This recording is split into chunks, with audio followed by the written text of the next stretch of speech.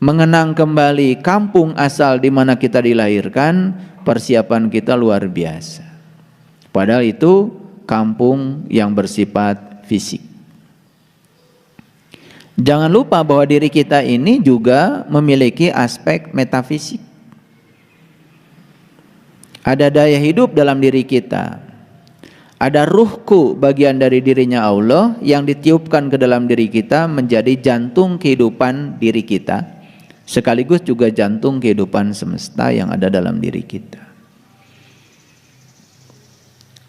Persiapan untuk menuju kampung yang itu sangat berbeda dengan persiapan menuju kampung yang fisik tadi. Bahkan menuju kampung yang sejati itu nyaris tanpa persiapan. Oleh karena itu, semoga setelah saya bicara hari ini muncul kesadaran baru bahwa dimensi waktu itu cuma 3. Tadi, sekarang, nanti. Tadi itu walaupun 1 detik yang lalu sudah lewat, dan itu sudah menjadi bagian dari sejarah kehidupan kita. Dan apa yang terjadi pada saat tadi itu tidak bisa diubah, sama sekali tidak bisa diubah. Yang bisa diubah dari tadi bukan keadaannya, tetapi cara berpikir kita tentang tadi yang bisa diubah. Dan untuk apa tadi itu? Tadi itu tujuannya cuma 1, memberikan pelajaran. Jadi tadi itu adalah pusat pelajaran, sedangkan nanti itu adalah pusatnya segala harapan. Dan kita bisa mengukir nanti menjadi lebih baik dari tadi kalau saat ini, sekarang kita melakukan sesuatu yang berarti. Makanya orang yang tidak pernah belajar dari tadi, dia melakukan tindakan saat ini tanpa refleksi dari tadi, ya jangan kecil hati kalau nanti sama dengan tadi. Itu yang disebut dengan orang yang rugi.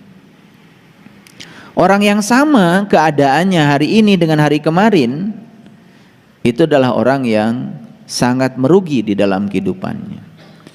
Apalagi orang-orang yang saat ini lebih buruk dari yang kemarin.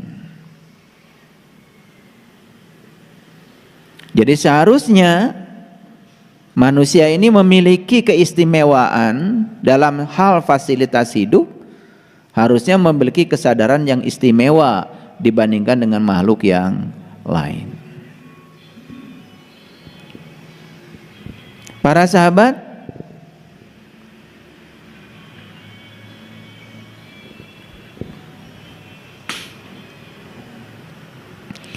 umur itu nggak terasa ya. 10 tahun, 20 tahun, 30 tahun, 40 tahun, 50 tahun. Tahu-tahu kita sudah menjadi generasi gogo. Jadi kalau 50 kan gocap. Kalau ditambah 5 go lagi. Makanya go ini kan awalan untuk menyebut gope, gocap, goban, itu semua kepala 5. Jadi saya menyebut generasi gogo bukan berarti kematian itu miliknya generasi ini. Tetapi secara umum, ya generasi ini nih yang sangat rawan. Jadi kalau usia sudah gogo, gocap go, nah di atas 55, itu sudah masuk ruang tunggu untuk mendapatkan last call, for departure. Jadi ini harus sadar bahwa kita sudah di ruang tunggu. Jadi kalau kita naik pesawat, biasanya kan kalau sudah masuk ruang tunggu, apalagi sudah mendapatkan panggilan naik pesawat, tidak ada kesempatan lagi untuk belanja itu belanja ini. Masuk pesawat sudah go. Dan kalau saya perhatikan yang ada di ruangan ini 95% ini generasi go-go. Jadi sudah di ruang tunggu. Sebentar lagi akan mendapatkan panggilan terakhir, last call for departure, untuk pulang kampung. Entah pesawatnya Devil Airline, entah pesawatnya Heaven Airline, nggak tahu. Karena jenis pesawat yang akan membawa kita pulang kampung, tentu saja apakah bintang 2, apakah bintang 3, apakah bintang 4 atau bintang 5, sangat bergantung kepada cara hidup kita. Jadi kalau cara hidupnya sembrono, gak karu-karuan, tidak mempersiapkan diri untuk menuju itu, ya jangan kecil hati kalau pesawat yang akan membawa kita Devil Airline. Ya, bintang 1 pesawatnya, karena bintangnya juga cuma 1. Makanya bintang ini kan menjadi lambang kepangkatan. Kalau jenderal itu bintang 4. Kalau letnan jenderal itu kan bintang 3. Majen bintang 2. Brigjen bintang 1. Nah di bawah itu belum jadi bintang. Nah kenapa bintang ini menjadi lambang kepangkatan? Karena bintang ini juga menjadi lambang spiritual. Nabi Ibrahim juga pertama kali ingin mencapai alam-alam yang tinggi, yang beliau saksikan kan bintang. Serta itu bulan, setelah itu matahari. Dan matahari itu sebetulnya termasuk kelompok bintang. Matahari itu bintang loh. Kenapa diberi nama matahari? Ya karena dekat dengan bumi. Yang sebangsa matahari itu banyak sekali, cuman jauh letaknya. Karena saking jauhnya, jaraknya tanpa batas, maka cahaya menuju bumi ini itu perlu waktu yang lama. Jadi belum tentu bintang yang kita saksikan saat ini itu adalah bintang yang saat ini. Itu mungkin bintang jutaan tahun yang lalu baru kita saksikan saat ini, karena perjalanan cahaya dari tempat bintang ke bumi ini kan perlu waktu. Saking jauhnya jarak antara bintang dengan bumi, terkadang kita menggunakan, tidak cukup menggunakan kilometer, tetapi menggunakan tahun cahaya. Karena cahaya itu ya memiliki kecepatan 300 juta meter per detik. Jadi 1 detik cahaya bisa menempuh jarak 300 juta meter. Kebayang? Cahaya itu larinya 1 detik saja sudah 300 juta meter. Nah sekarang kalau 1 tahun coba, berapa triliun juta meter. Nah saking besarnya, maka ordenya tidak cukup menggunakan meter, apalagi kilometer, megameter tidak cukup. Maka menggunakan tahun cahaya, saking jauhnya. Itu baru cahaya loh. Bagaimana cahaya di atas cahaya? Bermain di dimensi cahaya saja sudah sedemikian ya, luar biasanya. Bagaimana kita bermain di dimensi cahaya di atas cahaya, nurun ala nurin. Kalau cahaya majasi ini setiap orang bisa menikmatinya, tapi nurun ala nurin, yahdillahu linurihi mayyasha. Hanya orang-orang tertentu saja yang dibimbing Allah menuju cahaya itu. Siapa yang dibimbing Allah menuju nurun ala nurin Ya tentu saja mereka yang punya kehendak. Maka mereka yang punya kehendak mencapai alam-alam yang tinggi, ya dia akan menyaksikan bintang, menyaksikan bulan, menyaksikan matahari. Dan matahari kan bintang juga. Jadi kalau di lagu Liri-Ilir itu ya ada ya penekno blimbing kui. Jadi kita ini harus memanjat pohon blimbing. Nah, pohon blimbing yang harus dipanjat tentu saja bukan pohon blimbing yang ditanam di bumi ini. Dan kita harus memanjat ketinggian sebetulnya, memanjat alam-alam yang tinggi. Nah, kenapa? Untuk apa itu? Ya supaya saat kita memasuki ruang tunggu, semoga kita dapat panggilan untuk naik pesawat yang bintang 7 lah. Untuk pergi ke kampung halaman kita. Dan di situ kita akan lihat. Kesuksesan seseorang pada saat hidup bisa dilihat salah satunya ketika dia meninggal. Dan hanya manusia yang bisa meninggal. Tidak ada kucing mati. Kenapa tuh kucing? Barusan saja kucing saya meninggal. Anjing mati tidak pernah dibilang anjing meninggal. Kenapa? Kenapa meninggal itu hanya untuk manusia? Karena manusialah yang banyak meninggalkan sesuatu pada saat kematiannya. Ada yang meninggalkan kesedihan, ada yang meninggalkan kegembiraan, ada yang meninggalkan konflik, ada yang meninggalkan warisan untuk jadi konflik juga.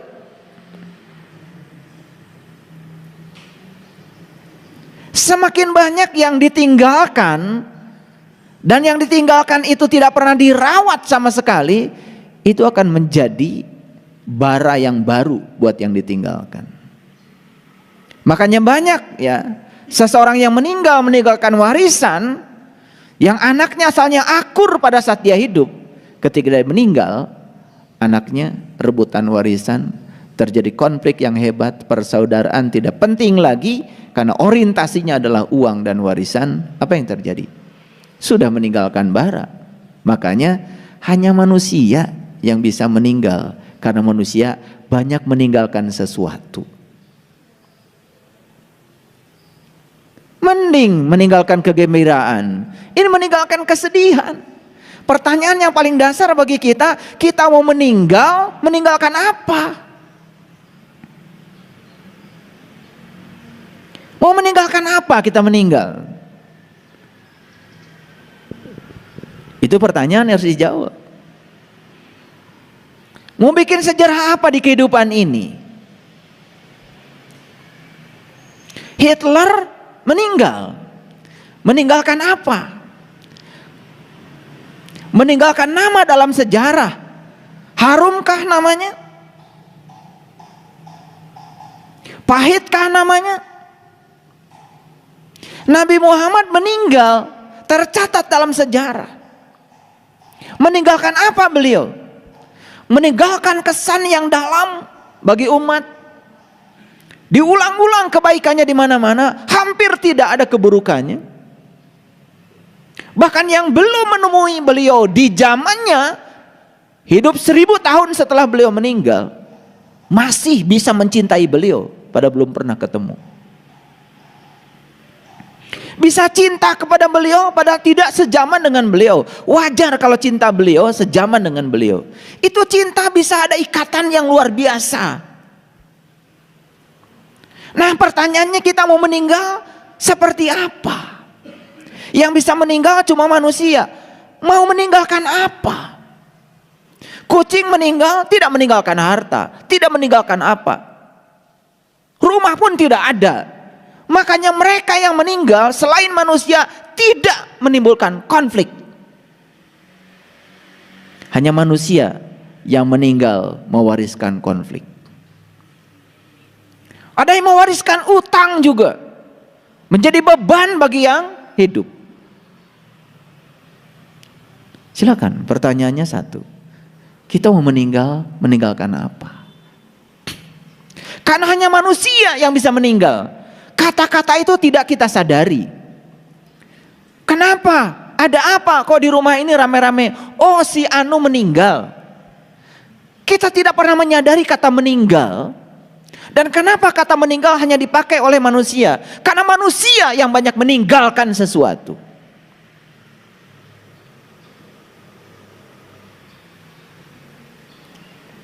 Ini penting untuk saya sampaikan.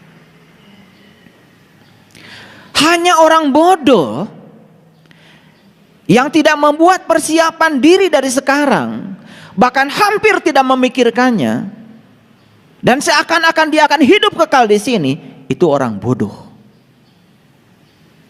Ribuan kematian yang dia saksikan tidak memberikan pelajaran apa-apa. Berkali-kali dia mengantarkan mayat ke kuburan seakan-akan yang meninggal orang lain. Saya, oh nanti. Apa yang dilakukan manusia seperti ini? Mengekalkan kehidupan, terus saja mencari upaya untuk memanjangkan umur. Alasan-alasannya sangat klise. Anak saya masih kecil, cucu saya masih kecil, pekerjaan saya belum selesai. Mau sampai kapan? Siap tidak siap, selesai tidak selesai, anaknya kecil atau anaknya besar, cucunya masih kecil atau cucunya sudah besar, saatnya harus pulang, pulang. Gak ada waktu lagi.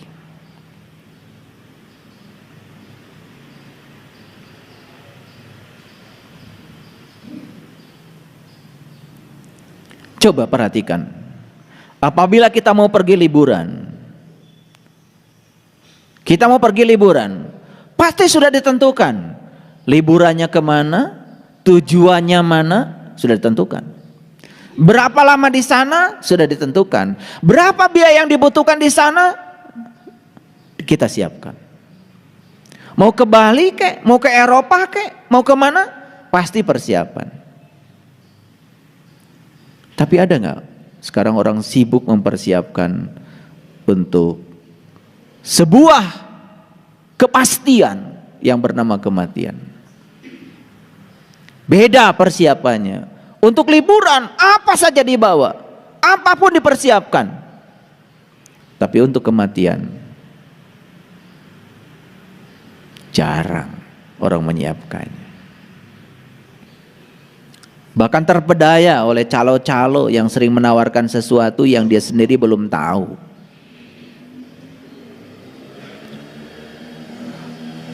Menawarkan kemewahan dan keistimewaan setelah kematian, padahal dia sendiri belum mati. Dasar calo. Dan kita terpedaya dengan tawaran-tawaran kemewahan.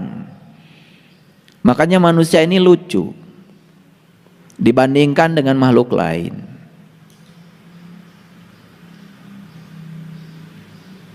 Pohon nangka di rumah saya setiap berbuah memberikan nangka. Dan saya yakin pohon nangka itu kalau saatnya harus mati, bahkan sekarang masih hidup, dia tidak memikirkan tempat istimewa setelah dia mati. Yang suka memikirkan tempat istimewa setelah mati cuma manusia. Makanya dikit-dikit dikaitkan dengan nanti, dikit-dikit dikaitkan dengan nanti. Terus berfokus kepada tempat istimewa itu. Dan banyak yang menjanjikannya. Bahkan rela memberi tiket untuk membeli tempat istimewa itu. Yang orang yang menawarkannya pun belum pernah ke sana. Betul? Itulah kita selama ini. Pada jelas di Quran dikatakan surga itu di sini, saat ini, sekarang. Surga itu adalah tempat di mana langit dan bumi masih ada. Surga itu adalah tempat di mana kamu bisa bernafas. Siapa yang bisa menciptakan surga di sini, saat ini, sekarang? Saya yakin dari ruang tunggu dia akan dijemput oleh Heaven Airline. Tempat istimewa, pulangnya juga istimewa.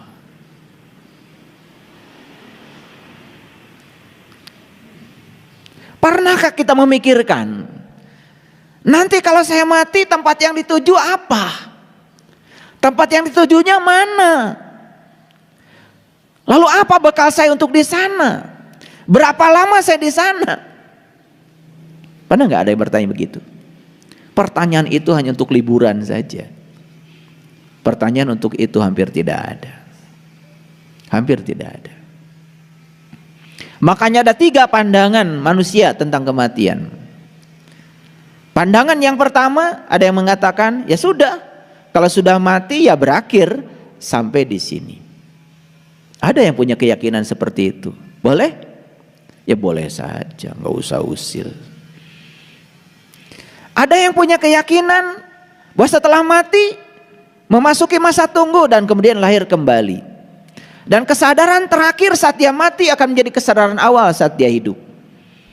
Ada, karena dia memandang bahwa kehidupan ini adalah siklus. Boleh? Ya boleh saja, nggak ada yang larang kok. Yang penting setiap keyakinan apapun ada dasarnya, ada argumennya. Ini bukan soal benar salah, soal cocok atau tidak cocok. Saya tidak begitu suka menyebut benar salah, karena saya lebih suka menyebut cocok tidak cocok. Ya mungkin saja keyakinan pertama cocok untuk kita saat ini. Besok-besok kita mengalami dinamika, mungkin kita nggak cocok lagi dengan yang pertama. Besok-besok kok kita lari ke keyakinan yang kedua, nggak masalah, dinamika. Istiqomah dalam bahasa Islam itu bukan titik mati, bukan konsistensi. Istiqomah itu adalah dinamika. Dan banyak yang mengatakan istiqomah itu ya konsistensi. Yang konsisten itu robot. Yang konsisten itu patung. Patung Bung Karno di Bandara Soekarno-Hatta saat diresmikan begini telunjuknya, sampai sekarang begini, nggak berubah. Itu konsisten namanya. Makanya itulah bahayanya patung. Bukan patungnya, bukan objeknya yang haram, sifatnya. Jadi kalau Anda seperti patung, hari ini begini, besok begini, lusa begini, itu yang haram, bukan objeknya. Kita menjadi anti patung, tetapi kita memiliki sifat patung, aneh. Itulah kebodohan. Gambar haram, dikira yang haram tuh gambarnya. Gambarnya nggak punya dosa apa-apa. Yang haram itu adalah membuat gambaran-gambaran dari segala sesuatu yang kita tidak tahu. Membuat gambaran-gambaran tentang Tuhan. Kita juga nggak kenal Tuhan. Lalu Tuhan itu digambarkan sebagai suatu sosok. Setelah itu dikonsepsi Tuhan menurut pikiran kita. Kalau kita baik padanya, dia akan baik pada kita. Kalau kita tidak baik kepadanya, dia akan menyiksa kita, mengutuk kita. Itu konsepsi tentang Tuhan. Apakah itu Tuhan yang sebenarnya? Tapi karena konsepsi ini diulang-ulang terus menerus, maka kebohongan yang diulang-ulang terus menerus lama-kelamaan dianggap kebenaran. Itu yang berbahaya. Ada yang punya pandangan bahwa setelah mati kita akan melanjutkan kehidupan dengan tubuh baru yang kekal dan abadi. Ya boleh. Nah sekarang cocoknya yang mana? Ya silakan. Yang cocok untuk kesadaranmu saat ini yang mana? Silakan. Yang konyol itu kalau kita terjebak benar salah. Lebih konyol lagi ketika kita merasa paling benar dan semua keyakinan yang orang lain jalani salah. Itu yang saya sering sebut goblok. Ini nggak kasar. Karena go itu artinya pergi, blok itu artinya hambatan. Setiap mau pergi ada hambatan, itu namanya goblok. Bloknya dari mana? Dari pikiran kita sendiri. Lihat orang-orang yang semangat setelah dinasehati oleh saya, di sini nyampe ke rumah melempem lagi. Itu namanya goblok. Go-nya cuma sesaat aja di sini, nyampe di rumah ketemu blok lagi. Wah, besok saya mau bisnis. Semangat luar biasa. Begitu ada hambatan sedikit saja, ada tantangan sedikit saja, sudah langsung mundur. Itu goblok. Ini bahasa Inggris loh, bukan bahasa Sunda.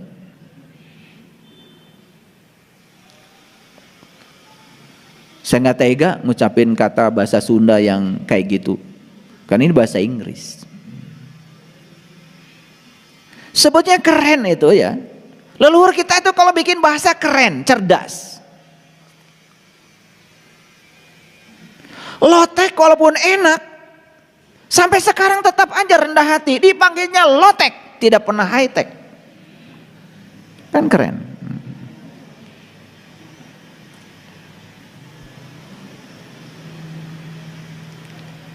Kematian itu suatu kepastian. Tidak ada yang lebih pasti dari kematian. Sekali lagi, tidak ada yang lebih pasti dari kematian. Apa yang terjadi 1 detik setelah kematian? Yang jelas, yang pertama, nama kita langsung berganti. Begitu 1 detik setelah mati, saya nanti kalau mati nanti 1 detik setelah saya mati, gak ada yang tanya, di mana Pak Saiful? Gak ada. Almarhum di mana? Udah hilang Saiful Karim, udah diganti almarhum. Ketika para tamu ingin tahu tubuh saya di mana, tidak ada yang tanya, di mana Pak Saiful? Nggak ada. Jenazahnya di mana? Udah nggak direken. Nama yang diagung-agung sudah hilang saat itu. Apa itu presiden, apa itu menteri, apakah itu gubernur, apakah itu raja. Saat mati langsung ganti nama jadi almarhum. Tubuhnya disebut jenazah. Kenapa sebutannya berbeda? Jiwa-jiwa yang melekat di dalam diri kita saat hidup disebut jiwa, saat mati langsung ganti nama jadi arwah. Betul nggak? Sadar nggak kita itu? Sering kan mendengar ini? Coba pikirkan, kenapa nama diganti almarhum, almarhumah? Kenapa diganti jenazah? Kenapa jiwa itu diganti arwah? Coba. Gak ada mengeningkan cipta. Buat para jiwa, gak ada. Buat para arwah.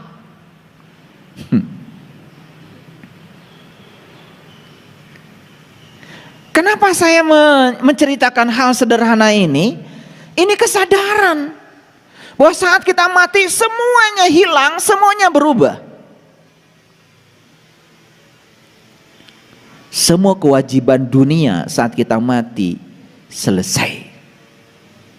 Utang yang berjibun mati selesai, diwariskan. Kontrak perjanjian selesai. Saya punya kontrak sekian miliar, sekian triliun, proyek saya luar biasa, mati selesai. Bahkan kontrak perkawinan pun selesai. Betul?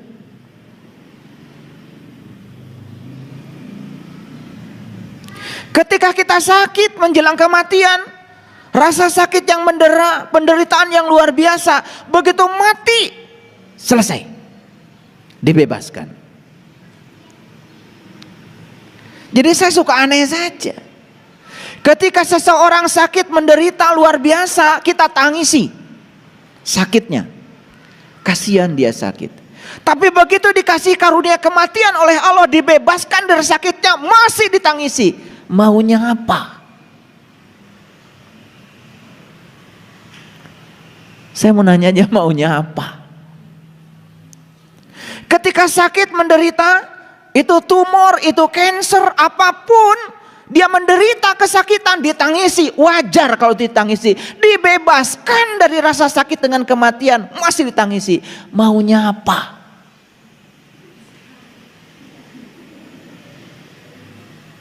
Sadar? Sadar apa tidak? Jadi maunya apa?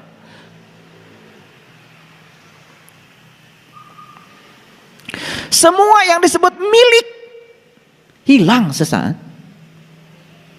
Semua yang disebut milik, tanah ini milik saya, konyol banget. Gak ada tanah milikmu. Yang ada kamu milik tanah. Itu yang benar.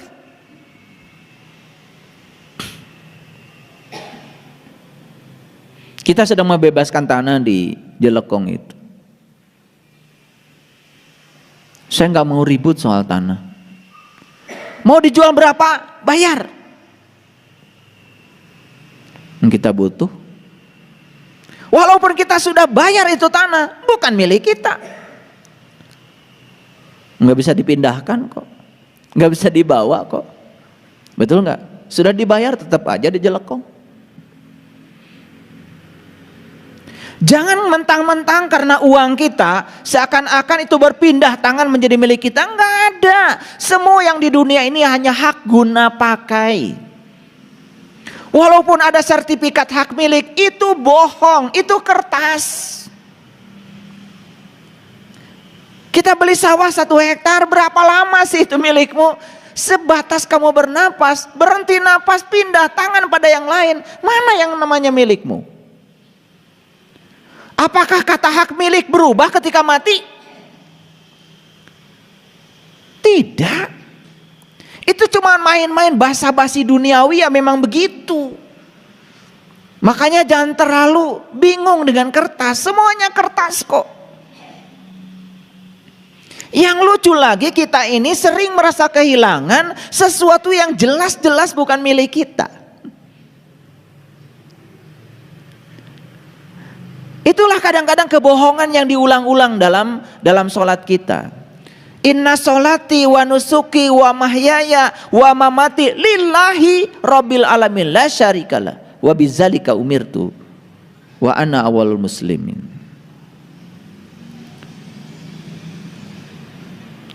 Dan kita mengatakan semua milik Allah, semua milik Allah, semua milik Allah. Di sini. Tetapi kenyataannya seakan-akan semua milik kita. Pelitnya luar biasa. Hitungannya luar biasa. Makanya di episode yang kemarin saya sengaja membuat judul melepaskan kemelekatan pada harta dan diri supaya semuanya mengerti. Jadi semua yang menjadi milik itu hilang pada saat napas berhenti. 1 detik setelah kematian semuanya berpindah. Dan kita tidak akan bisa masuk lagi ke tubuh ini. Tidak ada izin lagi untuk menggunakan jasmani ini. Saat kita keluar, kita sadar keluar, kita melihat tubuh kita sendiri. Ada keinginan untuk masuk lagi, tetapi tidak bisa lagi. Maka disebut menghembuskan nafas yang terakhir. Artinya ya sudah, begitu nafasnya terhembus gak bisa masuk lagi.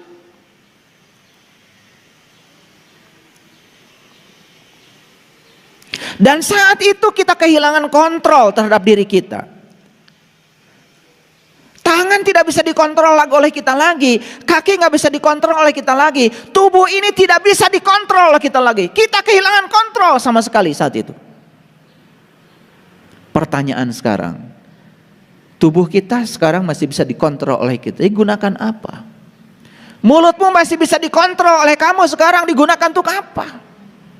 Matamu masih bisa dikontrol olehmu saat ini, masih diberi kekuasaan untuk mengontrol semuanya. Dipakai apa? Telingamu masih dikontrol, kita masih diberi kuasa untuk mengontrol semuanya. Pertanyaannya, kuasa yang Allah berikan kepada kita untuk mengontrol tubuh kita, dipakai apa?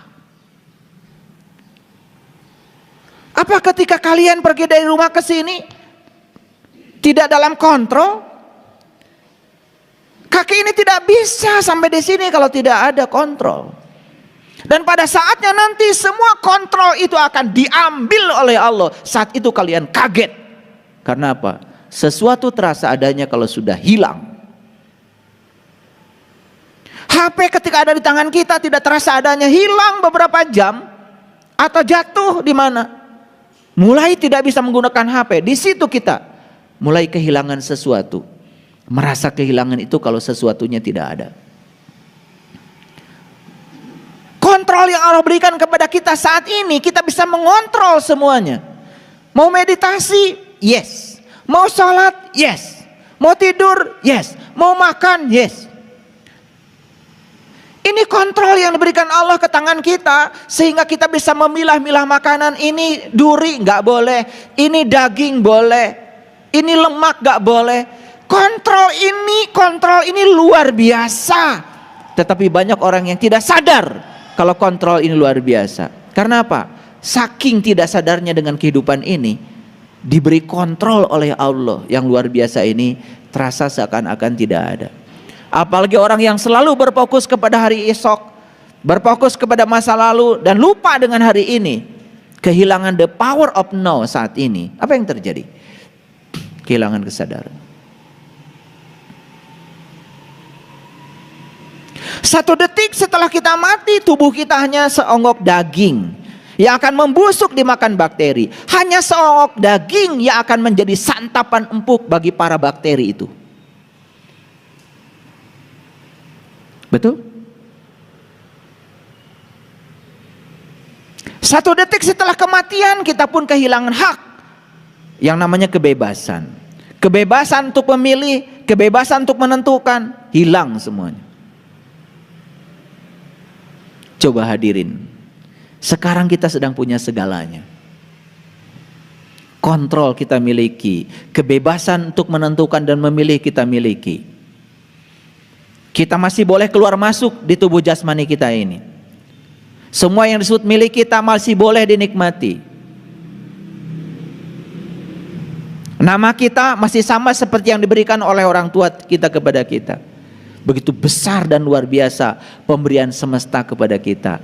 Nikmat Allah yang mana lagi yang mau kau dustakan? Harusnya manusia menyadari bahwa sebetulnya hidup ini luar biasa. Luar biasa enggak? Sangat luar biasa. Saya akan tunjukkan luar biasanya sebentar lagi. Jadi saya tegaskan tadi, hanya manusia yang bisa meninggal. Kenapa? Karena manusia itu meninggalkan kesedihan, meninggalkan kenang-kenangan, meninggalkan warisan, meninggalkan nama dalam buku sejarah, meninggalkan Facebook, meninggalkan IG, meninggalkan YouTube. Kiai Haji Zainuddin MZ, suaranya masih lantang di YouTube, dan beliau sudah pergi. Namanya masih dikenang sampai sekarang. Gaya khas ceramahnya masih dikenang oleh kita sekarang. Bahkan mungkin saja banyak yang masih tertarik dan tidak tahu kalau beliau sudah tidak ada di sini lagi. Beliau sudah menorehkan sebuah sejarah besar di dalam hidupnya. Nasihatnya terus mengalir. Itu pertanyaan saya. Apakah kita mau pergi dengan Devil Airline? Apakah kita mau pergi dengan Heaven Airline? Terserah kita. Semua pilihan ada pada diri kita. Karena sekarang kontrol ada pada diri kita. Kuasa untuk memilih ada pada diri kita. Kebebasan untuk menjadi apa ada pada diri kita. Yuk, mau tidur terus?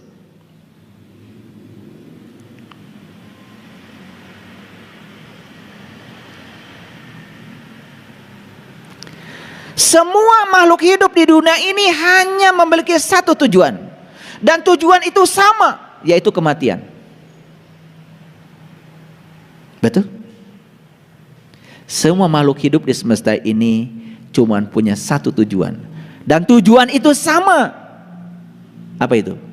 Kematian. Dan tujuan manusia dilahirkan itu cuma satu. Apa? Mati. Tujuan manusia dilahirkan itu satu. Mati. Awas.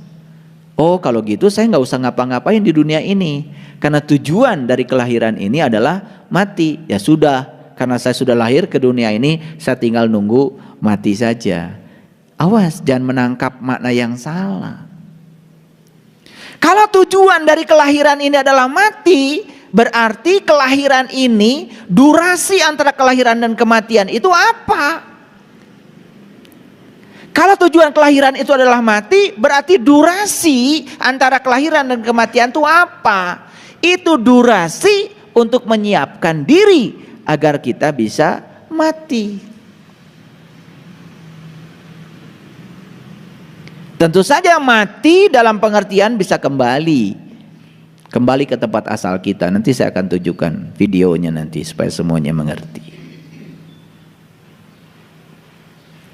Nah, kebanyakan manusia sekarang ini sibuk memperpanjang masa hidup, bukan mempersiapkan diri untuk kematian. Betul nggak? Boleh nggak minum suplemen vitamin? Boleh.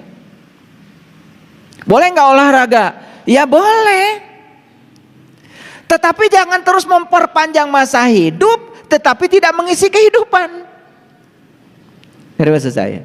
Kan ada terus memperpanjang masa hidup.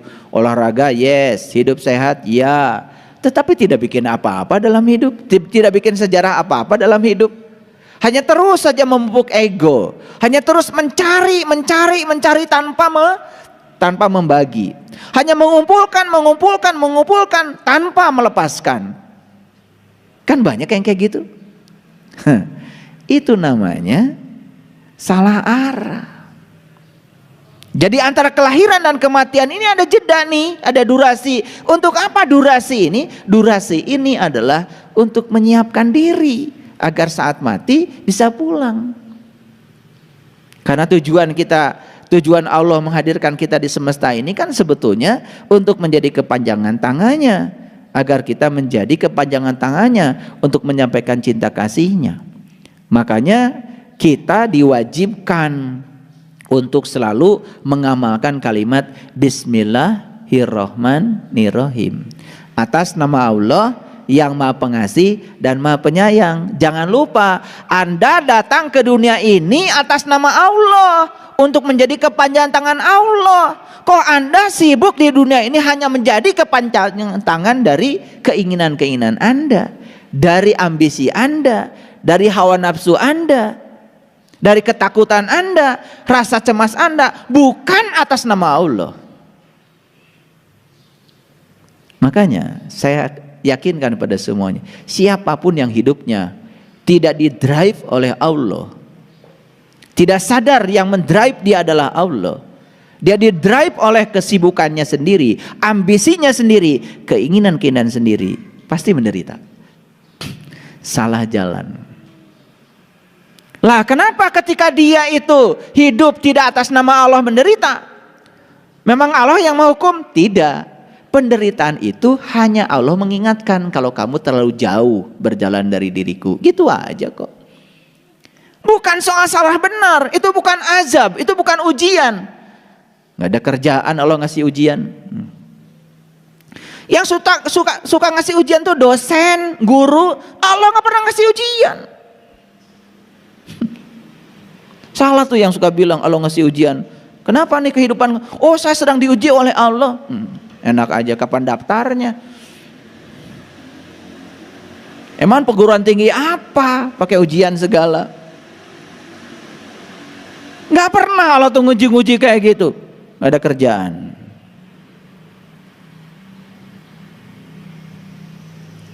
Jadi saat kita menderita itu bukan ujian. Semesta sedang mengingatkan kepada kita, kamu terlalu jauh nih dari jalanmu sendiri, kamu terlalu jauh dari jati dirimu sendiri. Ya udah itu.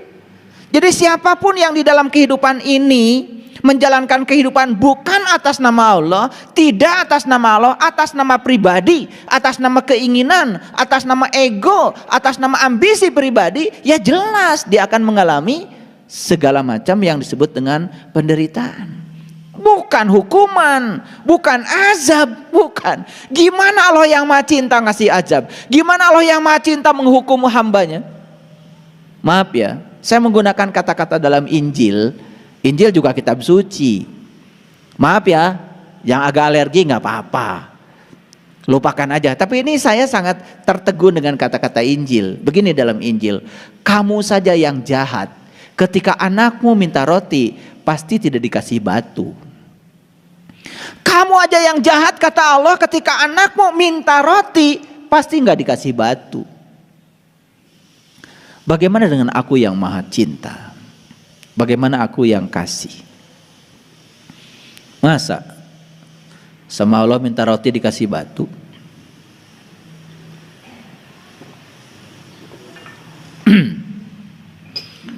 Masa minta uang dikasih ular?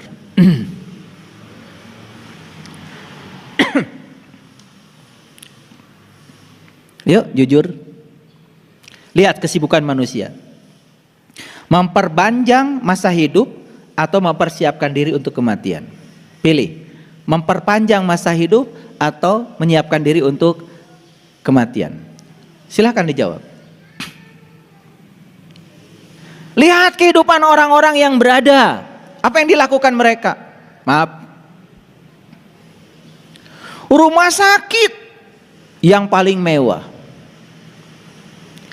Orang lain berobat di rumah sakit yang dalam negeri, dia nggak mau, dia pergi ke luar negeri. Terus diperpanjang masa hidupnya. Obat orang lain generik, oh dia nggak mau, obat paten nomor 1. Dokternya nggak mau yang biasa, pengen yang paling ahli. Betul? Apa sih sesungguhnya di balik itu? Ketakutan akan kematian. Semua yang sibuk memperpanjang masa hidup, sebetulnya dirinya itu takut dengan kematian. Kenapa takut dengan kematian? Karena belum siap. Karena dia tidak pernah mempersiapkan untuk kematian. Nih saya yakinkan ya pada kalian, orang yang setiap saat hidupnya baik-baik saja, membahagikan orang, punya uang bantu orang, punya ilmu bantu orang, tidak pernah pelit, di sini saat ini sekarang selalu hadir, tidak pernah menunda ketika dia mau melakukan kebaikan, tidak direcokin oleh pikirannya. Saya yakin orang kayak gini tidak takut mati. Orang yang terus memperpanjang masa hidup, sebetulnya dia sedang membungkus ketakutan akan kematiannya karena belum siap. Yang dia lakukan apa? Merampok duit orang, merampok duit negara, mengumpulkan kekayaan sebanyak-banyaknya. Jika perlu dimanipulasi, duit yang haram kemudian dibelikan seakan-akan hasil bisnis. Namanya pencucian uang. Boleh dia gaya-gayaan, pencitraan, pakai dasi kemana-mana dengan mobil mewahnya, tapi hati kecilnya tidak bisa dibohongi. Pasti sieun tah modar.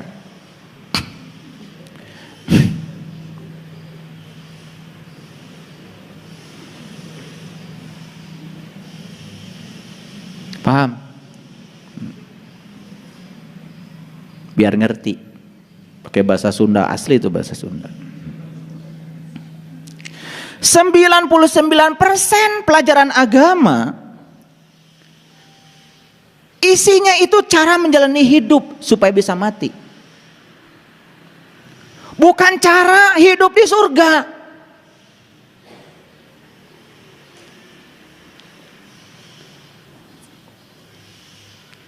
%90 ajaran agama itu cara menjalani hidup supaya bisa mati. Nah, pertanyaan saya, berapa persen dari 99% ajaran agama yang kita adopsi untuk menjalani hidup agar bisa mati? Kebanyakan digunakan untuk menjalani hidup agar bisa langgeng dalam kehidupan. Betul nggak? Kalau orang yang menjalani agama supaya dia hidup bisa mati, tentu saja dia sibuk mencari uang, tapi juga ada bagian yang dia bagikan. Dia sibuk mengumpulkan, ada bagian yang dilepaskan. Ngerti maksud saya? Oke. Ini belum ke intinya. Saya baru bicara permukaannya. Apakah untuk bepergian libur packing barang? Ya. Mau ke Bali, oh pasti 2-3 hari sebelum ke Bali udah nggak bisa tidur. Betul nggak? Packing barang luar biasa. Peci mana yang mau dipakai, tas mana yang mau dipakai, di pantai nanti sepatunya yang mana, oh luar biasa. Ketinggalan satu peci aja sibuknya luar biasa. Bisa balik deui tak Kak Imah? Tapi saat kematian tiba, tidak perlu packing koper. Betul? Datang telanjang, kata Allah, yuk pulang, telanjang. Sesederhana itu kok. Jadi orang-orang yang sibuk dengan keserakahannya, terus terus ya memupuk keserakahan terhadap yang dia ingin, memupuk kebencian pada yang dia tidak ingin, dia lupa kalau dia datang ke sini telanjang, pulang tuh telanjang. Supaya lebih sopan sedikit, ya dibungkus pakai kain kafan. Itu supaya lebih sopan sedikit, dibungkus pakai kain kafan. Ya pakai doa-doa diupacarakan supaya beda dikit deh dengan yang lain. Kan ujung-ujungnya dibuang juga. Cuma cara ngebuangnya lebih sopan dikit. Betul nggak? Iya. Karena memang manusia ini selalu ingin diperlakukan istimewa. Kalau tidak diperlakukan istimewa, marah manusia ini. Iya. Itu. Ada cerita bagus tuh. Suatu saat nih, suami istri nih, suatu saat suaminya meninggal. Dan memang suami ini meninggal lebih dulu karena mengalami tekanan yang berat dari pasangan hidupnya. Meninggalnya lebih dulu. Saking dendamnya kepada pasangannya, jadi semua harta itu oleh suaminya sebelum meninggal itu sudah dibuat wasiat dan dititipkan kepada yayasan amal. Tidak ada yang tersisa.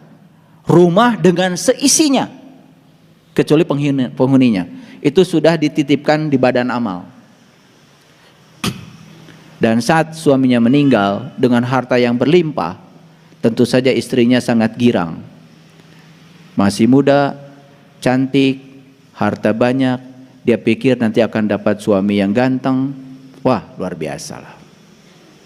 Lalu ketika suaminya meninggal, yang pertama dia kerjakan itu membuat tulisan di batu nisan. Bukan nengok suaminya, gak penting bagi dia. Bukan pergi ke rumah sakit, pergi ke tempat pembuatan batu nisan. Gitu. Dan tolong ditulis yang bagus. Tulisannya dipesan sama dia. Istirahatlah dengan tenang. Tolong diukir tulisan yang bagus. Karena hartanya banyak, jadi beli batu nisannya yang istimewa, yang premium. Tulisannya istirahatlah dengan tenang. 2-3 hari setelah dikuburkan, ternyata dari badan amal datang ke rumah, mau ambil seluruh hartanya dengan membawa surat wasiat. Kaget tuh istrinya. Ini namanya dendam di bawah mati. Jadi mati pun masih dendam. Jadi suaminya sudah bilang dalam hatinya, entar lo ketika gue mati sengsara lo. Itu dendam di bawah mati namanya. Ini mungkin nggak kejadian ini? Mungkin. Tapi ini sebetulnya cerita bohong. Begitu dari badan amal datang, rumah disita, mobil disita, sawah disita, emas, perhiasan semua disita, bahkan isi rumah, sendok, piring, semua untuk yayasan amal. Kaget tuh istrinya. Kurang ajar nih suami saya. Apa yang terjadi? Dia pergi lagi ke tukang batu nisan. Tolong, katanya, tulisan yang kemarin belum selesai. Bu, saya seumur-umur kerja di batu nisan ini, kalau tulisan di batu nisan ya cukup begini, Bu. Istirahatlah dengan tenang. Mau ditambahkan apa lagi? Tambah 1 kalimat lagi, dipanjangkan. Sampai aku datang.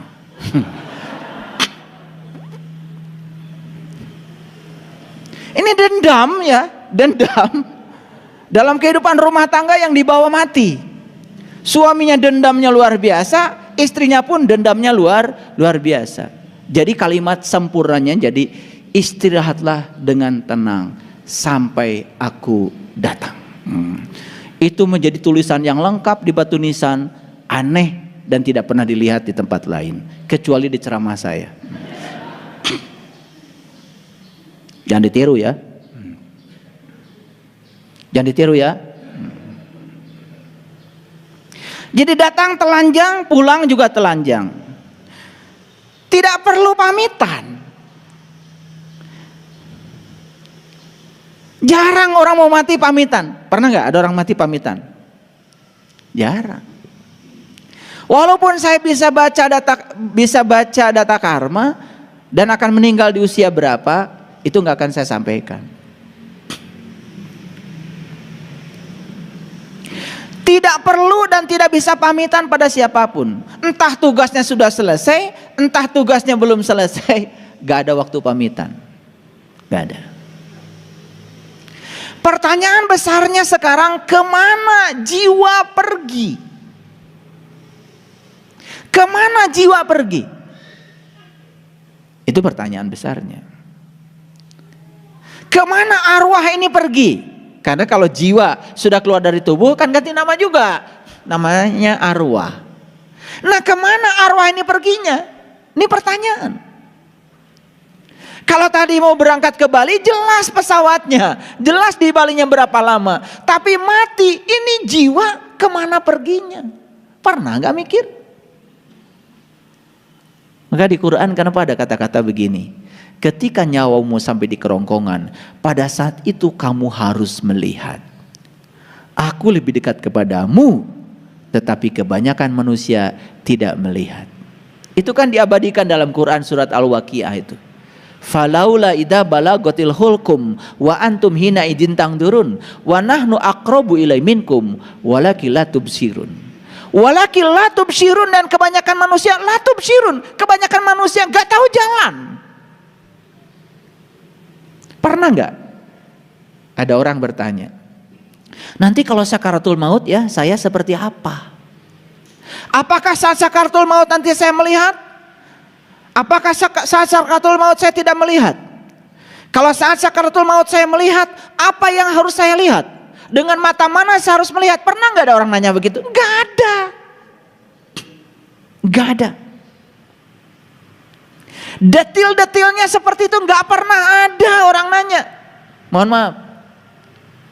Saya waktu belajar spiritual, pertanyaan abadi yang ada dalam diri saya itu, saya nanti kalau mati, apakah saya dalam keadaan melihat? Apa yang harus saya lihat? Dengan mata mana saya harus melihat? Karena itu alamat. Kalau mati dalam keadaan buta, kata Quran, waman kana fi hadhihi a'ma wa huwa fil akhirati a'ma wa adallu sabila. Barang siapa yang buta di dunia lebih buta lagi di akhirat. Gak lihat di dunia, gak lihat di dunia, di akhirat. Aneh kalau orang mengajarkan, katanya melihatnya nanti aja di akhirat. Padahal ayatnya jelas mengatakan siapa yang tidak lihat di dunia tidak akan lihat di akhirat. Pertanyaannya, apa yang harus saya lihat? Tentu saja kampung asal kita, tentu saja alamat kita. Alamat kita apa? Alamat kita adalah Allah. Karena kita asal dari Allah, kembali kepada Allah. Alamat kita adalah Allah. Yang kemudian sering disebut akhirat. Akhirat itu sebenarnya terminal terakhir. Terminal awal kita Allah, terminal akhir juga Allah. Jadi akhirat itu sebenarnya adalah Allah. Loh, kok digambarkannya jadi aneh-aneh? Padahal kata Nabi, jarak antara dunia dan akhirat itu hanya satu kerdipan mata. Nabi Muhammad yang bilang begitu ketika ditanya malaikat Jibril, ya Rasulullah, berapa jauh jarak antara dunia dan akhirat? Beliau mengatakan, satu kerdipan mata. Melihat, nutup, tidak melihat, satu kerdipan mata, nyampe ke akhirat. Kalau tahu jalannya, tahu caranya, makanya harus belajar nganyang kapageto, mati sak jroning urip. Situ ilmunya. Nah, jiwa ini istilahnya banyak. Saya menemukan dalam bahasa Sanskerta, jiwa itu jiva. Saya menemukan dalam bahasa Inggris soul. Saya menemukan dalam bahasa Jerman soul. Saya menemukan dalam bahasa Yunani psyche.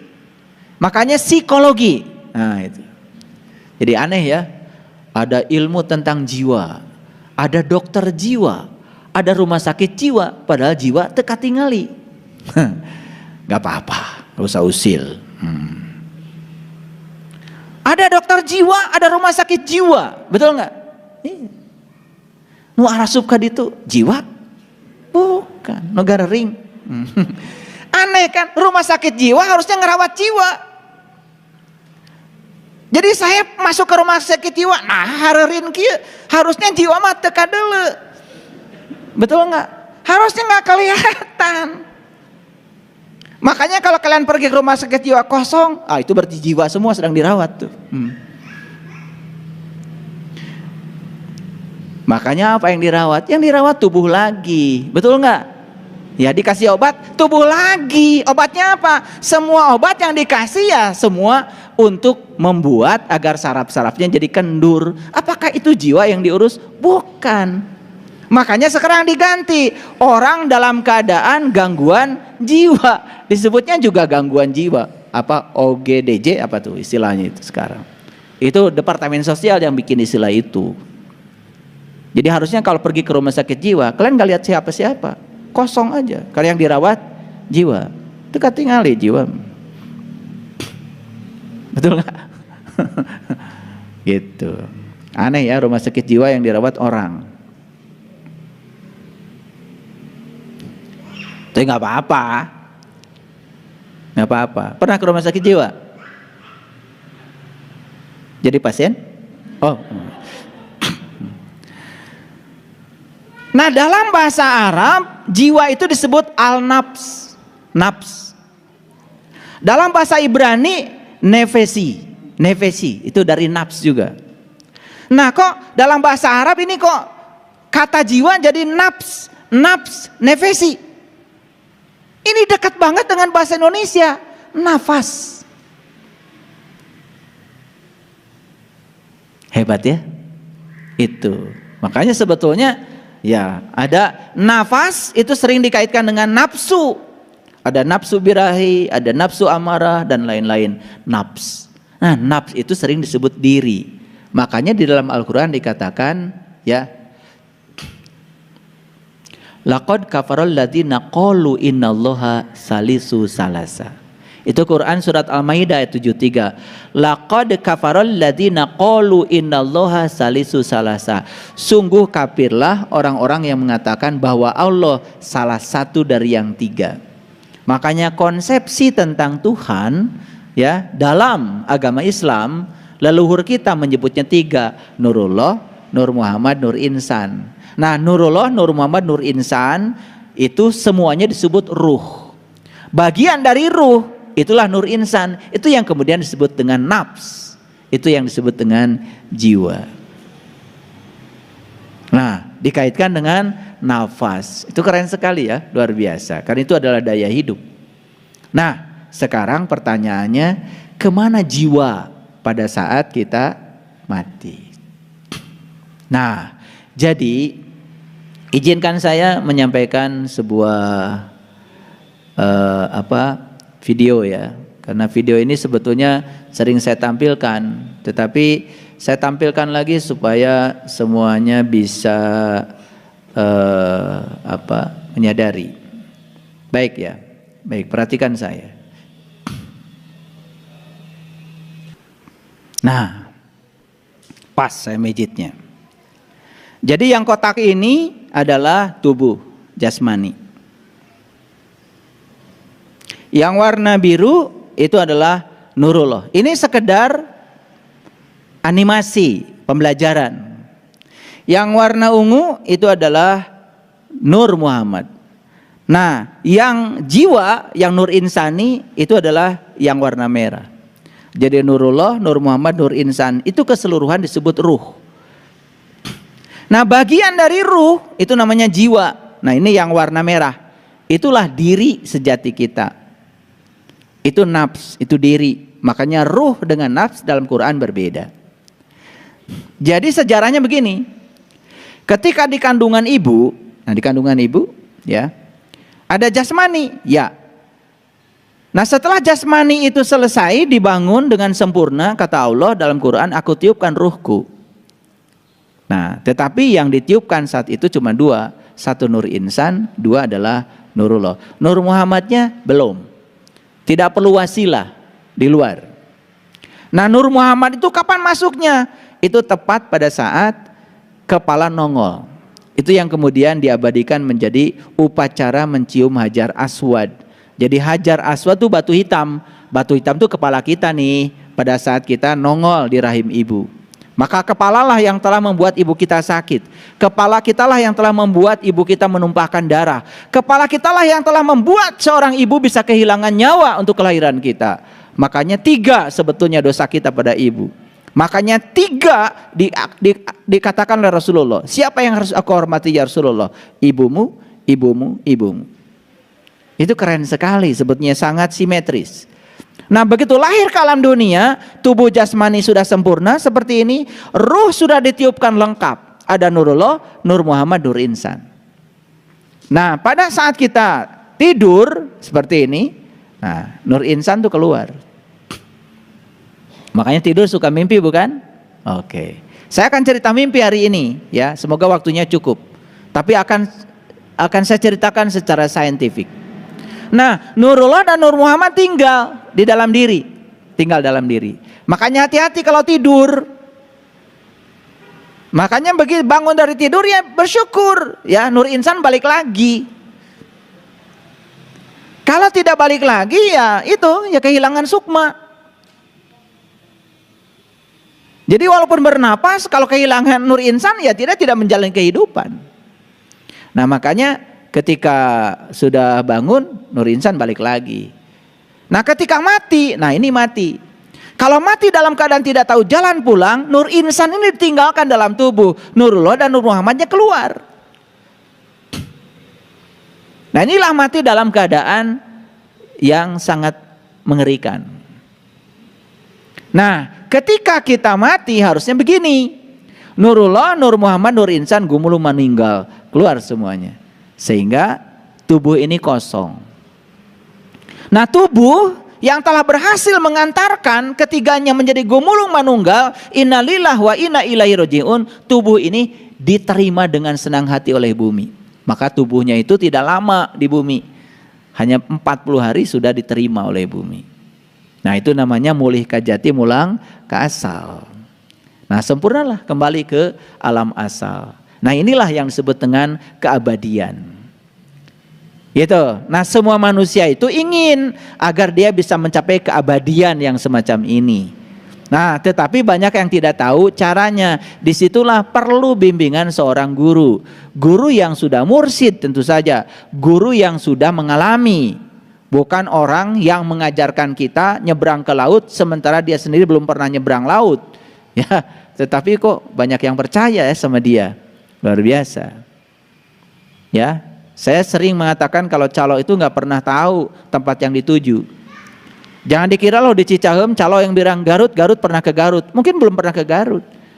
Tapi selalu ngajak kita ke Garut. Bahkan menunjukkan ini bis ke Garut. Padahal dia belum pernah ke Garut. Mungkin namanya juga calo. Paham ya? Nah, kita balik lagi ke sini. Jadi kemana jiwa itu pergi? Tentu saja jiwa itu menyatu kembali ke alam asalnya. Memenuhi ayat innalillah wa inna ilaihi rajiun. Kembali ke kekosongan kembali. Bisa mengerti? Oke, kita lanjutkan. Nah, gimana caranya supaya jiwa itu tahu tempat asalnya?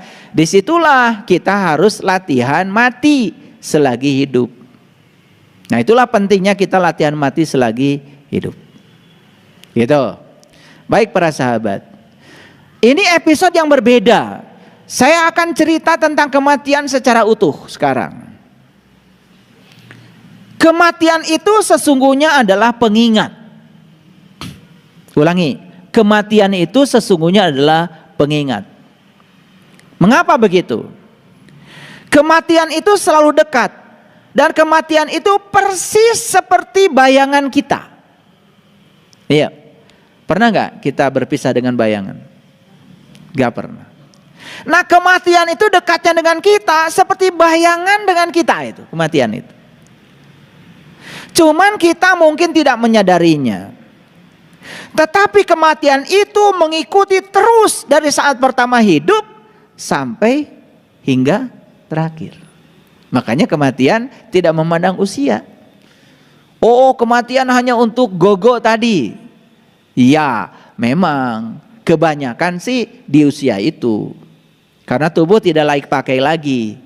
Gitu. Tetapi kan ada juga bayi mati. Ada juga orang yang usianya belasan tahun meninggal. Ada juga umur likuran meninggal, kan gitu. Ya. Jadi tidak memandang usia. Nah, kematian itu adalah proses. Sebagaimana hidup adalah proses. Dan mereka berjalan bersama. Jadi kematian dan kehidupan itu bukan sesuatu yang terpisah. Persis seperti dua roda yang bergerak membawa itu gerobak. Coba gerobak yang ditarik oleh delman. Kalau rodanya cuma satu, nggak jalan. Karena rodanya dua, jalan. Nah, kehidupan dan kematian itu seperti itu, ya, berjalan beriringan seperti dua roda yang menggerakkan delman. Jadi bergeraknya delman karena ada dua roda. Tidak ada kematian kalau tidak ada kehidupan. Tidak ada kehidupan kalau tidak ada kematian. Jadi kematian dan kehidupan itu seperti kita dengan bayangan. Jadi pahami bahwa sebetulnya kematian itu bukan sesuatu yang terpisah dari kehidupan. Lihat saya semuanya. Sekarang saya sedang bernafas. Napas itu cuma dua, masuk dan keluar. Masuk dan keluar. Saat napas masuk saya hidup. Saat napas keluar saya mati. Saat napas masuk saya hidup. Saat napas keluar saya mati. Jadi sebetulnya sekarang kalau disadari, kita ini sudah mengalami hidup mati, hidup mati, hidup mati terus menerus. Sehingga saat kita keluar napas gak masuk lagi, disebutlah napas yang terakhir. Makanya orang meninggal sering disebut telah menghembuskan napas yang terakhir. Artinya napas keluar gak balik lagi. Kemana napas ini? Bukankah ke sini? Kemana napas ini? Bukankah ke sini? Ke sini. Udah gitu aja. Mati cuma begitu kok. Napas ke sini nggak balik lagi. Kemana napas? Ya ke sini. Gitu aja. Pikirkan. Disitulah kita harus tahu dan sadar.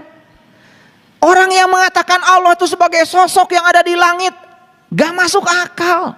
Bagaimana belum bisa menjangkau? Tuh di sudut sana. Di sudut. Ada nyamuk sedang bertelur. Tidak mungkin dia bisa bertelur tanpa kehadirannya. Kalau beliau sosok, bagaimana bisa menjangkau semuanya? Maka beliau bukan sosok. Beliau adalah ini. Tidak ada satu peristiwa pun yang tidak ada kehadirannya. Makanya beliau menyebut Rabbul Alamin, sang keberadaan, sang kehadiran. Kehadirannya saja sudah cukup membuat segala sesuatu terjadi. Loh, kok kita tidak pernah merasakan kehadirannya ya? Ada yang salah tuh belajar agama. Jadi kematian itu proses, hidup juga proses.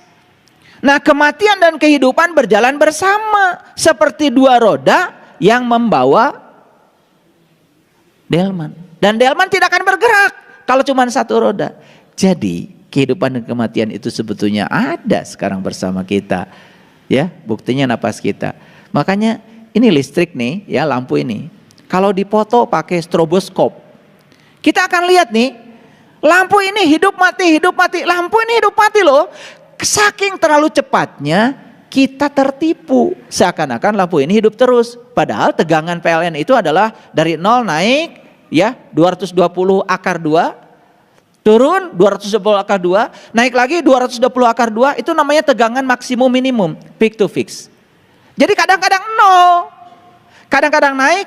Disebutnya juga arus bolak-balik. Bukan arus searah. Karena bolak-balik berarti tegangannya itu suka bolak-balik. Polaritas listriknya di dalam pembangkit generator itu bolak-balik. Ngerti apa tidak? Pasti nggak ngerti. Oleh itu nggak usah dipikirin. Kalian nggak belajar. Pusing kalau dengar saya ngomong fisika, ya. Nggak usah. Pokoknya saya yakinkan kalau listrik ini hidup mati. Cuman frekuensinya 50 Hz di Indonesia. Di Amerika lebih keren lagi, frekuensinya 60 Hz. Artinya, frekuensi 60 Hz itu apa artinya? Dalam 1 detik itu terjadi hidup mati 60 kali. Saking cepatnya kita merasa hidup saja. Itu tipuan. Nah, sama seperti napas kita, saking cepatnya kita ngerasa hidup terus, padahal kita hidup mati. Cuman karena tidak disadari, kita tidak pernah menyadari kalau kita sekarang sudah mengalami hidup mati. Baru sadar kalau nanti nggak balik lagi. Itulah pentingnya kita belajar hening. Yuk, yang belum belajar sholat khusyuk, ikut belajar sholat khusyuk. Gimana caranya sholat dalam keheningan? Enak. Karena kita semua dengan kesadaran penuh, berdenyut berdetak di pusat kesadaran murni kita. Jadi kesimpulannya, hidup tidak bisa ada tanpa kematian. Kematian juga tidak ada tanpa kehidupan. Ulangi ya, hidup tidak bisa ada tanpa kematian. Jadi kalau begitu kematian juga tidak ada tanpa kehidupan. Paham sampai sini? Oke, baik. Siapa yang menginginkan kehidupan dan siapa yang suka menolak kematian? Tahu? Siapa? Pikiran. Yang suka menginginkan kehidupan terus dan menolak kematian itu siapa? Pikiran. Apakah pikiran diri kita yang sebenarnya? Bukan. Kita itu bukan pikiran, kita juga bukan tubuh. Kita yang sebenarnya adalah kesadaran. Makanya orang yang hidupnya dikendalikan oleh pikirannya, tidak pernah dikendalikan oleh kesadarannya, maka yang terjadi dia didominasi pikiran. Nah, pikiran itu pengennya hidup seumur-umur, gak mau mati. Makanya pikiran itu gampang sedih. Ketika hidup senang banget, ketika mati sedih banget. Siapapun orang yang masih dikendalikan oleh pikirannya tidak akan keluar dari siklus itu. Sedih banget, gembira banget. Sedih banget, gembira banget. Itulah benar salah. Itulah baik buruk. Buatan siapa? Buatan pikiran.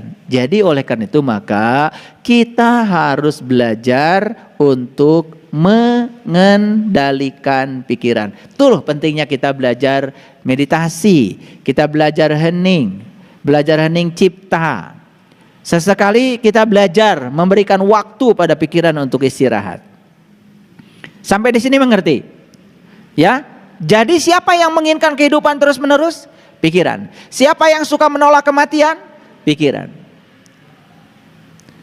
Nah, sepanjang orang dikendalikan oleh pikirannya, siapapun yang mati dia tolak. Maka keluarlah bahasa-bahasa yang aneh-aneh. Innalillahi wa inna ilaihi rajiun. Turut berduka cita. Siapa yang berduka cita? Pikiran. Apakah itu dirimu? Bukan, itu diri palsumu. Kalau orang yang berkesadaran, gak gitu doanya. Semoga almarhum almarhumah pulang dengan sempurna dalam liputan cahayanya yang agung. Memenuhi ayat innalillahi wa inna ilaihi rajiun, asal dari Allah kembali kepada Allah.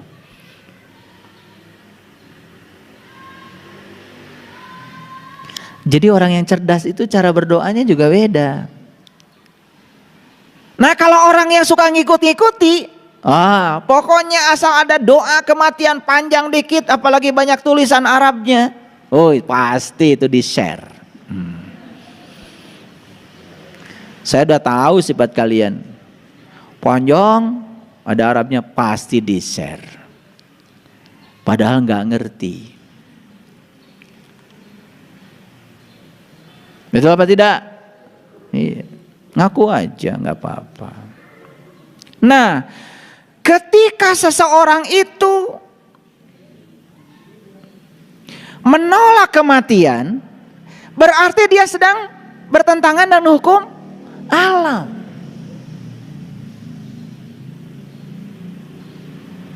Keinginan untuk hidup terus Ternyata bukan hanya dimiliki manusia, hampir semua makhluk hidup ingin hidup terus. Sebetulnya pohon itu takut mati. Pernah ngobrol sama pohon? Takut mati. Makanya pohon itu suka ngomong, tolong dong saya disiram. Suka dengar gak pohon ngomong begitu? Suka dengar gak pohon ngomong begitu? Enggak. Budek berarti. Pohon itu suka ngomong, tapi bahasanya pakai bahasa pohon. Ngerti bahasa pohon? Ngerti bahasa pohon? Pohon itu pakai bahasa universal, pakai bahasa rasa, nggak pakai kata-kata, nggak punya mulut kok.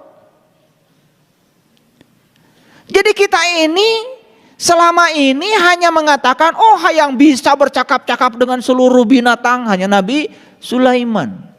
Yang bisa bercakap-cakap dengan pohon hanya Nabi Sulaiman. Sebetulnya kita itu bisa bercakap-cakap dengan seluruh makhluk di semesta ini. Cuman kitanya budak.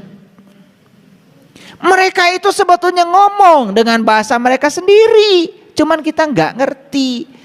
Itu yang namanya bunga di rumah itu ngomong kok. Tolong dong saya disiram. Ketika ada daun-daun kering dia bilang tolong dong saya dirawat. Jangan cuma jenggotmu aja yang dikerok, tolong dong daun-daun kering di sekitar saya dirawat. Itu kalau pohon dirawat, daun keringnya diambil, yang kuning-kuningnya diambil. Seneng banget itu pohon itu. Besok berbunga. Gitu gak kalian dengan pohon? Ya habis boro-boro nyiram, boro-boro lihat daun kuning, gak pedulilah. Iya, upil di mata aja gak pernah dibersihin. Makanya saya yakin itu ngurus tubuh aja gak rajin, boro-boro ngurus pohon. Itu sudah hukum alam itu ya. Jadi kalau orang di rumahnya pohon mati, ya udah lihat aja dari penampilannya ya. Kalau jalannya jadi seret, pasti pohon mati. Bawa sendal aja berat ya, makanya hati-hati kalau jalan diseret itu banyak beban hidup itu. Iya, sendal aja berat bagi dia, coba diseret-seret, betul nggak? Iya. Apalagi berhadapan dengan masalah besar, jalan aja diseret. Jadi saya bisa tebak itu. Ini cuci wajah aja nggak bersih, ya udah jelas lah boro-boro ngurus pohon. Jadi kalau di rumahnya pohonnya mati, nggak cantik, wajar. Ya, jangan sakit hati. Jadi siapa yang menolak kematian berarti dia bertentangan dengan hukum alam. Ternyata semua makhluk di semesta ini pada dasarnya semua ingin hidup lama. Termasuk pohon. Tetapi kalau pohon pengen hidup lama, pohon bisa dimaafkan. Karena pohon tidak punya kesadaran. Tapi kalau manusia itu pengen hidup lama, tidak siap mati, selalu ingin melanggengkan kehidupan, kayak pohon. Ini akibat tidak punya kesadaran. Nah, disinilah lagi-lagi ya. Jadi lagi-lagi apapun yang kita pelajari ketika belajar agama sebenarnya kan intinya meningkatkan kesadaran. Jadi kesimpulannya manusia itu harus terjaga. Jadi kita ini sekarang harus merasakan kehadiran kematian itu dan bisa dirasakan lewat napas kita. Nah, kenapa kita tidak merasakan? Karena kita terlalu berisik dalam kehidupan ini, tidak punya waktu untuk bisa memberikan jeda untuk kita hening. Jadi kesimpulannya kematian dan kehidupan itu keduanya bersama. Persis seperti dua kutub ekstrim, tetapi itu satu energi. Hidup adalah kekuatan aktif, sedangkan kematian adalah kekuatan pasif. Dan hidup itu seperti listrik positif. Kematian itu seperti listrik negatif. Dan keduanya tidak bisa dipisahkan. Begitu memisahkan listrik positif dan listrik negatif, lampu tidak menyala. Nah, bagi orang yang sadar, kehidupan dan kematian itu biasa. Ya biasa. Menjadi tidak biasa karena dibuat tidak biasa. Betul nggak? Pokoknya kematian itu dibuat sedemikian dramatisnya. Betul nggak? Bahkan ada banyak upacaranya, betul? Kalau ada kematian, ambulan datang, upacara itu, upacara ini, dibuat dramatis. Dan hampir semua orang menganggap kematian itu sebagai sesuatu yang negatif. Jarang memandang kematian sebagai sesuatu yang positif. Disitulah perlu belajar agama supaya kita bisa memandang kematian itu sebetulnya adalah hal positif. Nah, oleh karena itu setelah dapat ceramah dari saya ini, kita menjadi tidak takut mati lagi. Nah, biasanya kalau dengerin khutbah kematian seperti ini, bergetar nggak? Bergetar nggak? Ada nggak dalam diri sekarang takut akan kematian? Ada? Awas, hati-hati ya. Takut kematian tidak akan membantu kita untuk mati pulang kepada Allah. Jangan takut. Orang yang takut kematian itu karena masih ingin hidup lama, berarti dia masih menolak. Apapun yang kita takuti berarti kita masih menolak. Hati-hati ya. Nah, sekarang mari kita sadari dan kita pahami bahwa kematian akan terjadi setiap saat. Bahkan mungkin sesaat lagi kita akan mati. Nah, kesadaran ini akan membantu kita menjalani momen saat ini di sini sedalam mungkin.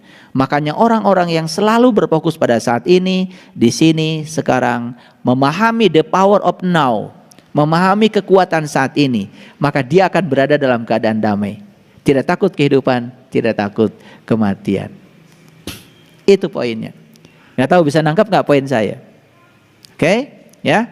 Nah, jadi kematian ini bisa memotong ya akar kehidupan tanpa memberitahu, tanpa isyarat.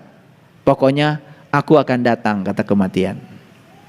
Tetapi bagi orang yang sadar, selalu hadir di sini saat ini sekarang, tidak menjadi masalah.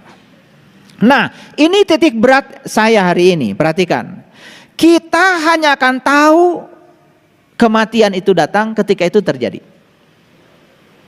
Nah, kematian bukanlah penderitaan besar. Penderitaan besar justru saat kita punya peluang dan kesempatan, kita tidak benar-benar hidup dan terus menunda segala sesuatu.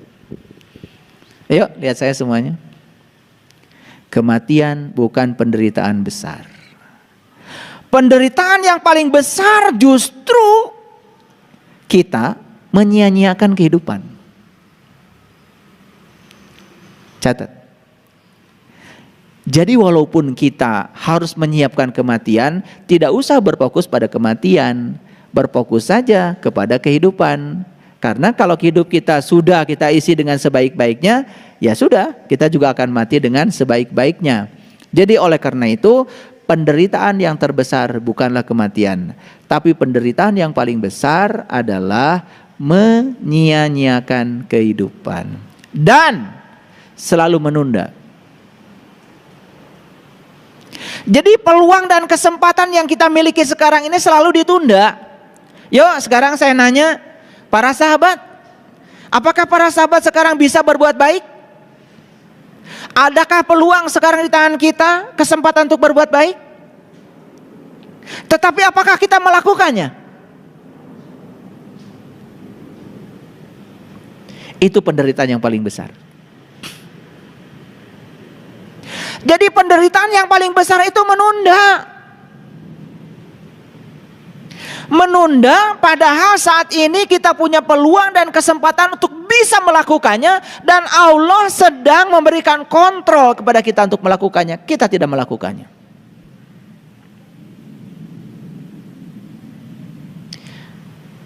Sekarang mengerti penderitaan paling besar apa? Jadi penderitaan yang paling besar bukan kematian. Penderitaan yang paling besar adalah menyia-nyiakan peluang dan kesempatan yang diberikan Allah untuk benar-benar bisa mengisi kehidupan.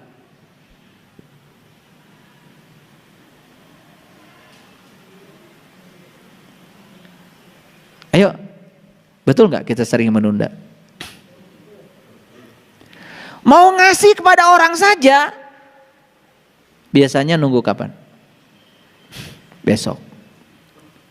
Besok dilakukan, besok lagi. Besoknya dilakukan, besok lagi. Terus saja besok. Inilah penderitaan terbesar.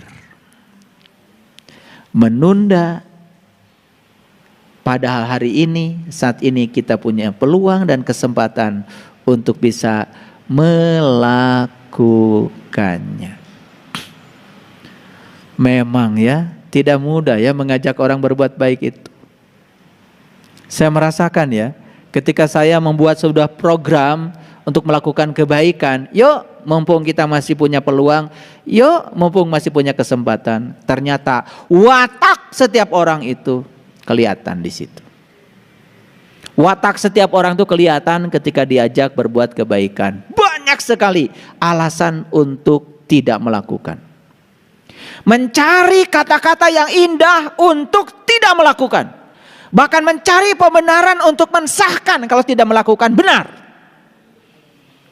Itu umumnya manusia. Bahkan yang sudah belajar kesadaran, yang sudah belajar spiritual pun, maaf, kalau sudah diajak untuk ini, kadang-kadang luar biasa. Kesadaran dikalahkan oleh pikiran. Padahal pikiranlah tadi yang menolak kematian.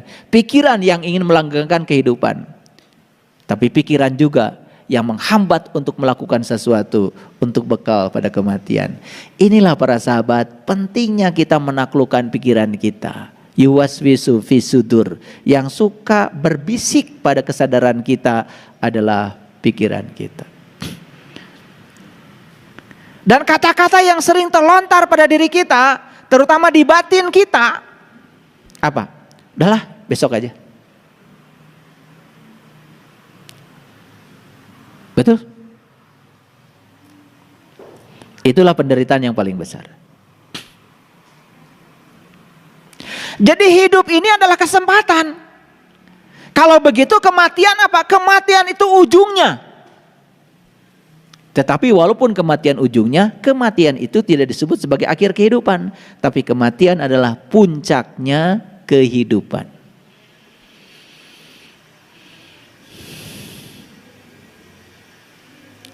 Jadi jika kita memahami kematian, hidup akan menjadi intens. Di situ akan lahir yang namanya totalitas.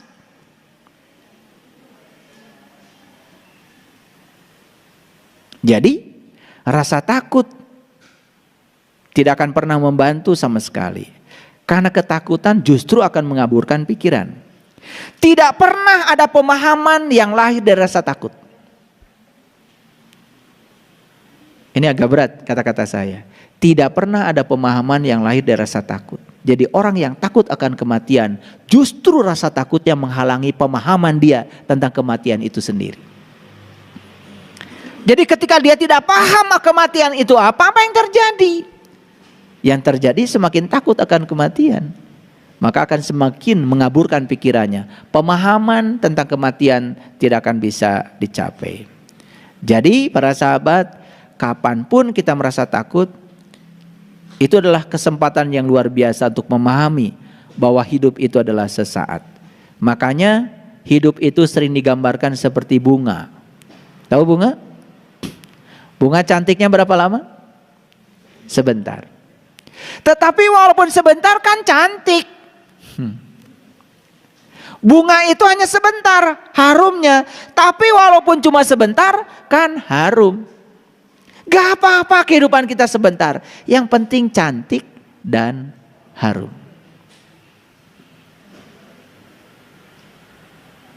Ulangi lagi. 70 tahun sebentar apa lama? Sebentar.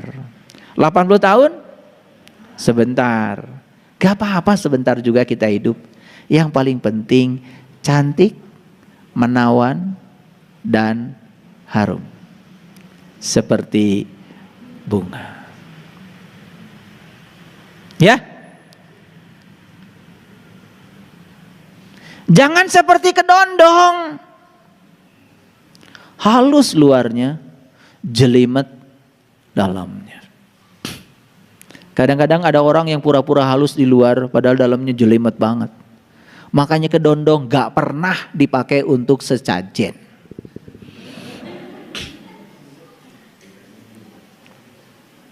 Sesajen itu anggur, halus luarnya, manis dalamnya.